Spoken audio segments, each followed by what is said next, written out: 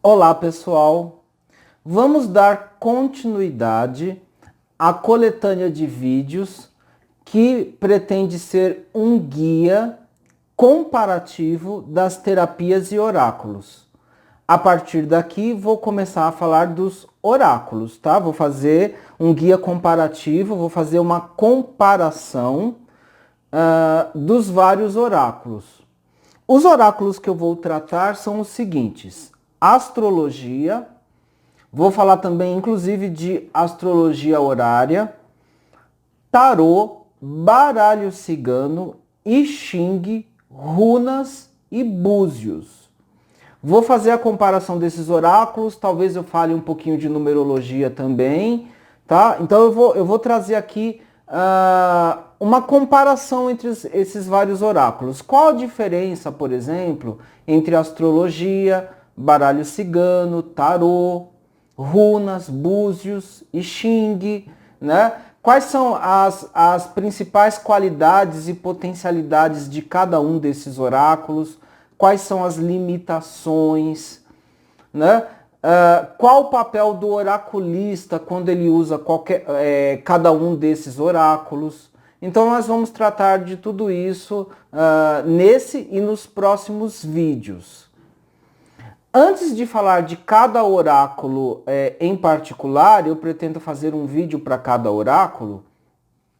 É interessante, primeiro a gente refletir sobre o que é oráculos, né? Se a gente vai fazer uma comparação entre vários oráculos, vamos esclarecer primeiro o conceito. Eu sempre gosto de começar pelo conceito. O que é oráculos? Algumas pessoas podem achar que a resposta para essa pergunta ela é simples, mas na verdade não é.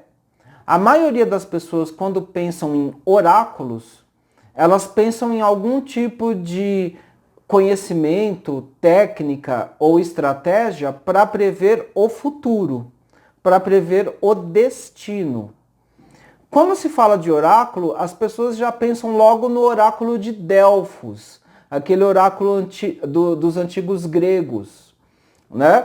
E a ideia de como os oráculos são tratados na mitologia grega, né? A mitologia grega traz muito essa questão dos oráculos. A maneira como os oráculos são tratados na mitologia grega é como um conhecimento que acessa o futuro, acessa o destino, e esse destino ele é pré-determinado, ele é fatal, né? Existe um fatalismo, existe um determinismo e um fatalismo no destino. E os mitos gregos, as tragédias gregas costumam mostrar as histórias relacionadas com oráculos com seus personagens tentando mudar o destino, né? Muitas vezes um ou outro personagem faz uma consulta ao oráculo, descobre o seu destino, tenta de tudo para mudar aquele destino, aquilo que foi previsto, e a tragédia consiste exatamente na derrocada, né, do personagem em tentar mudar o destino. Não consegue mudar o destino, né? Por mais que se faça, acontece aquilo que está previsto. Isso é uma concepção fatalista de destino. E isso vem desde os gregos antigos e talvez até antes dos gregos. E isso permaneceu toda a história da humanidade. Passou pela Idade Média, pelo período posterior à Idade Média e até os dias de hoje, mesmo nos dias de hoje, a gente vê em grupos de Facebook, redes sociais, né? Grupos de debates em redes sociais, quando as pessoas tratam principalmente da astrologia, a astrologia tem muito essa carga, né? Quando as pessoas tratam de discussões, debates sobre previsões através de oráculos, principalmente a astrologia, a maioria dos seguidores, simpatizantes desse conhecimento, normalmente colocam suas observações em termos muito fatalistas. Principalmente as previsões que são negativas. Então as pessoas olham alguma coisa do seu mapa astral, se lamentam e acham que não tem mais nada que possa ser feito. É como se esse destino negativo estivesse ali fechado, determinado, e não há mais nada o que se fazer, a não ser se resignar e aceitar passivamente aquele destino negativo ao qual a pessoa está de alguma maneira presa, né, e determinada. Acontece que o oráculo, ele não serve apenas para prever o destino. Então a gente já tem que agora começar a rever esse conceito. O oráculo, ele não olha apenas o destino, o futuro. O oráculo também serve para olhar o passado e analisar o presente. Eu gosto da definição de um sacerdote iorubá chamado Dr. Sikiru Salami, que é mais conhecido como Baba King. Gosto muito do trabalho desse sacerdote iorubá, né, de cultos de nação. Ele é um sacerdote de Ifá e também trabalha bastante com a orixá Oxum. Tá? Ele tem pós-doutorado, ele tem doutorado, aliás, ele tem doutorado pela USP, tá? Então, o Dr. Sikiru Salami é o nome dele, e ele é mais conhecido popularmente como Baba King. Eu fiz o curso de Búzios do Baba King. E aí, eu gosto muito da maneira como ele define o conceito de oráculo. Ele entende oráculo, qualquer oráculo, é claro que ele fala mais do jogo de Búzios, tá? A especialidade dele é o jogo de Búzios, mas ele entende que qualquer oráculo é um acesso a uma sabedoria, tá? Então, um oráculo é uma sabedoria e que não serve só para previsões, não serve só para isso. Não serve apenas para fazer previsões, mas sim para você ter aconselhamentos, orientações e também ter uma metodologia de mudança de destino. Então o oráculo não serve só para prever, mas serve também para alterar o destino. Na astrologia, pelo menos na astrologia que a gente vê sendo feita atualmente e discutida em redes sociais, a gente não vê esse conceito sendo trazido, tá? Mesmo assim, na maioria dos grupos de oráculos, mesmo de tarô, baralho cigano e vários outros, a gente não vê esse conceito do oráculo como algo que possa ser usado para modificar o destino, apenas para fazer previsões. No máximo, ter alguns conselhos e orientações. Mas o enfoque é sempre na previsão e não na mudança de destino. Eu vou aproveitar essas observações do Dr. Sikiru Salami e colocar o meu conceito de oráculo. Então, para mim, Adalberto, oráculos são sabedorias, tá? O oráculo ele é uma sabedoria que transcende o tempo, transcende passado, presente e futuro. Então, oráculo para mim é uma sabedoria que transcende os limites do espaço-tempo. Tanto passado, quanto presente, quanto futuro. Ou seja, o oráculo, ele não serve apenas para olhar o futuro, mas ele serve também para analisar o presente e serve para acessar e analisar o passado. Então, através de um oráculo, como por exemplo um mapa astral, eu consigo ver passado, presente e futuro.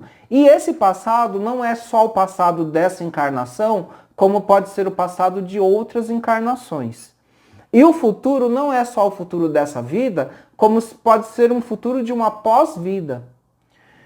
Então o oráculo, ele é uma sabedoria muito poderosa, exatamente por ter essa capacidade de transcender os limites do espaço e tempo, passado, presente e futuro. Esse conceito que eu estou passando para vocês é uma evolução, tá, do conceito do sacerdote Sikiru Salami, mas eu também estou me baseando no conceito de sincronicidade. O conceito junguiano de sincronicidade, ele tem, ele tem exatamente essa característica de transcender limites de espaço e tempo. Se vocês procurarem no Google sobre o conceito de sincronicidade, a maioria das pessoas vão pensar nas sincronicidades como sendo aquelas coincidências que para o cético materialista, nihilista, essas coincidências acontecem ao acaso, são aleatórias, são arbitrárias. Mas para um espiritualista, essas coincidências, elas podem ter um significado. Para Jung, essas coincidências, elas têm um significado. Tanto é que um dos conceitos de sincronicidade é a ocorrência de coincidências significativas. Então, para Jung, sincronicidade são coincidências significativas. A princípio é isso o conceito de sincronicidade, né?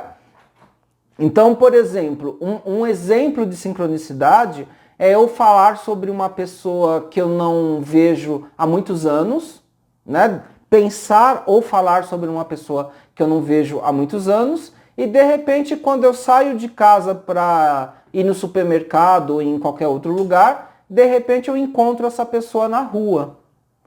Então, essa coincidência, para um materialista, seria algo que aconteceu por um acaso. Dentro de uma visão mais metafísica ou espiritualista, não. Essa coincidência, ela tem um significado que nem sempre é evidente, mas em algum momento é possível descobrir qual é esse significado por trás dessa aparente coincidência.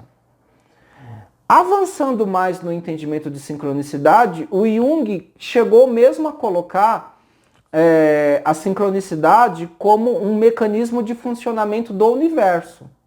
E Jung era um psicólogo suíço, um psiquiatra e fundador de uma escola de psicanálise e psicologia, tá? Que é a psicologia junguiana, também conhecida como psicologia analítica. E que, na verdade, tem um desdobramento numa escola de psicologia transpessoal, espiritualista. Mas isso é um outro assunto, eu não vou aprofundar isso agora. Eu só quero que vocês entendam que faz parte do conceito de oráculos o conceito de sincronicidade. A gente precisa entender esse conceito de sincronicidade. Porque o conceito de sincronicidade, ele faz um par complementar com o conceito de causalidade. Então, no nosso dia a dia, nós pensamos em eventos que têm uma causa precedente e um efeito a partir dessa causa, né? Uma causa gera um efeito, e esse efeito pode ser a causa de um outro efeito, de um outro acontecimento, e assim os eventos vão acontecendo dentro de uma certa sequência de causas e efeitos. Mas tem alguns eventos que não estão relacionados com causas e efeitos. São eventos que podem acontecer de maneira paralela, né? De uma maneira paralela, não só de uma maneira paralela, mas que funcionam de uma maneira interligada ao longo do espaço e do tempo. Mas que um evento não é a causa do outro, embora estejam acontecendo de modo paralelo dentro do espaço e do tempo. Esses eventos, um não é a causa do outro, mas eles estão dentro de uma certa sincronicidade, de um paralelismo. O pensamento oriental e chinês tem muita facilidade de aceitar esse tipo de conceituação. Para o pensamento ocidental é mais difícil.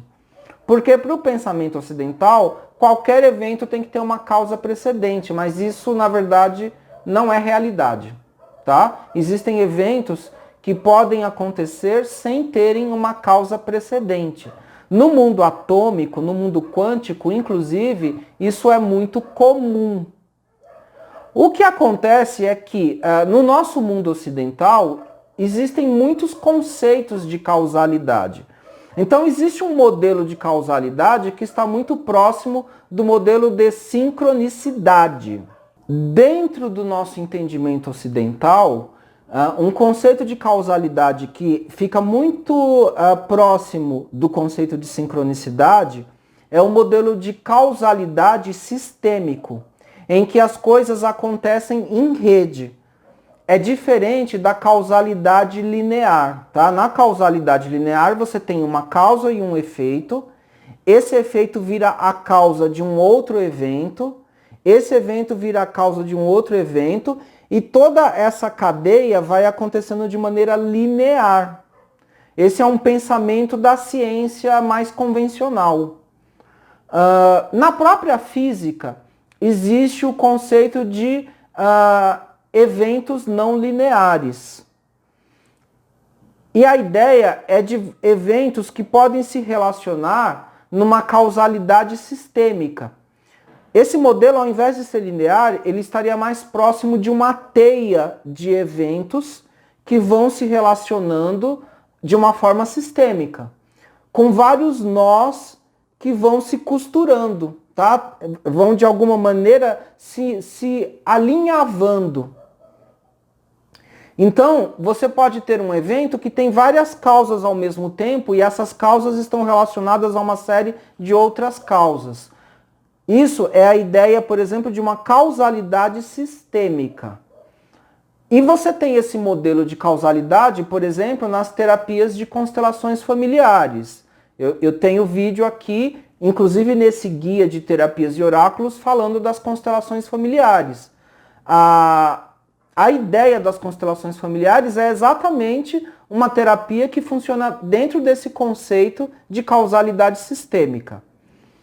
Esse conceito de causalidade sistêmica, em que os eventos se organizam em redes, e cada evento com um nó ligado a várias causas atuando ao mesmo tempo, algumas causas convergentes e outras causalidades divergentes, tá? Então, esse conceito, que é um conceito de causalidade mais complexo, algumas pessoas entendem que ele está muito próximo do conceito de sincronicidade. E a gente pode fazer essa conexão atualmente, sim. Mas o próprio Jung tentava diferenciar. Para o Jung, a sincronicidade são paralelismos sem relação nenhuma de causa e efeito. Então, no exemplo que eu dei, vamos supor, eu estou pensando numa determinada pessoa, e aí quando eu saio para a rua, uma pessoa que eu não vejo há mais de 10 anos, por exemplo, estou pensando, falando dela, aí quando eu saio na rua, encontro essa pessoa. Tá? Essa pessoa não apareceu na rua por causa do meu pensamento ou da minha fala, tá? Eu não sou a causa dessa pessoa aparecer na rua. Mas esses eventos guardam um certo paralelismo. Aquilo que eu pensei e falei e o evento da pessoa aparecer na rua, tá? Não foi por acaso, dentro de uma visão sistêmica, espiritualista, transpessoal, não foi por acaso. Não foi, tá? E aí, o que o Jung diz? Que esses eventos de sincronicidade são mais comuns do que o que a gente pensa. E eles organizam o próprio universo. Então, o universo, ele é organizado e estruturado, em parte, por eventos que respondem uma causalidade, tá? Respondem por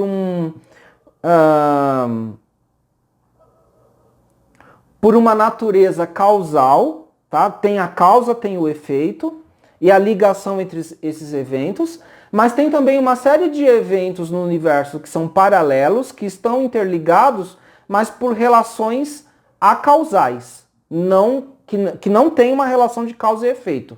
Os eventos, eles são paralelos, estão interligados, mas não por uma relação de causa e efeito. Essa ideia nos faz pensar que a ligação entre esses eventos sincronísticos é energético. Existe uma ligação energética invisível, espiritual e não local entre esses eventos sincronísticos. E por que eu estou falando de tudo isso?